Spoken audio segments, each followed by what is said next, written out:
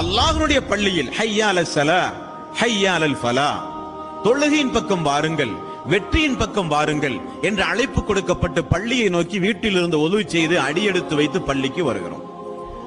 வந்து அமர்ந்து சுன்னத்தான 2 ரக்காத்து தொழுது இக்காமத்தை எதிர்பார்த்து ஃபர்லான தொழுகைக்காக வேண்டி அமர்ந்து கொண்டிருக்கும் பொழுது மீண்டும் ஒரு மலக்கு நமக்காக வேண்டி வருகிறார். அவருடைய பணி என்ன?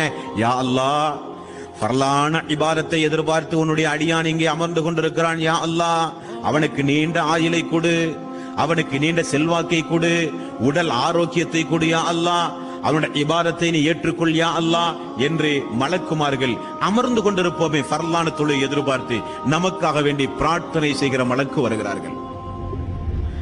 இக்காமத்து சொல்லப்பட்டது அன்பார்ந்த சோர்களே, சஃபிலே வந்து நிற்கிறோம். அந்த சஃபில் நீங்கள் வலதுபுறம் நின்றால் யா அல்லாஹ், மீண்டும் ஒரு மலக்கு துவா, யா அல்லாஹ், இமாமுடைய வலது பாகத்தை யார் பூர்த்தி செய்யாரோ அவருக்கு யா அல்லாஹ் நீ மறுமை நாளிலே கிருபை செய், அவனுக்கு வளத்தை கொடு, செல்வ செழிப்பை கொடு யா அல்லாஹ். நபிகள் நாயகம் ஸல்லல்லாஹு அலைஹி வஸல்லம் அவர்கள் சொன்னார்கள். அப்ப தொழுகை எதிர்பார்த்து அமரும் பொழுதும் மலக்குமார்களுடைய பிரார்த்தனை, மலக்குமார்கள் நம்மோடு இருக்கிறார்கள். தொழுகைக்கு வலது சஃபில நிற்கும் போதும் மலக்குமார்கள் நம்மோடு இருக்கிறார்கள். நபிகள் நாயகம் ஸல்லல்லாஹு அலைஹி வஸல்லம் அவர்கள் சொன்னார்கள். இப்படி நமக்கென்று உண்டான மலக்கு